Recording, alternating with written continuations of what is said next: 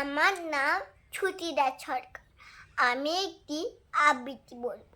পুরনো ধারা কবি সুকান্ত ভট্টাচার্য। বলতে পারো, বড় মানুষ মোটর কেন চড়বে, গরিব কেন সেই মোটরের তলায় চাপা পড়বে।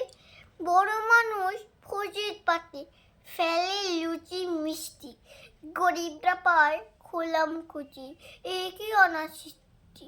বলতে পারো, ধনির বাড়ি তৈরি যারা করছে, কুড়ে ঘরে তারা কেন মাছির মতো মরছে। ধনির মেয়ে দামি পুতুল, হরেক রকম খেলনা, খুব গরিব মেয়ে পায় না আদর, সবার কাছে ফেলনা। বলতে পারো, ধনির মুখে যারা যোগে খাদ্য, ধনির পায়ের তলায় তারা থাকতে কেন বাধ্য।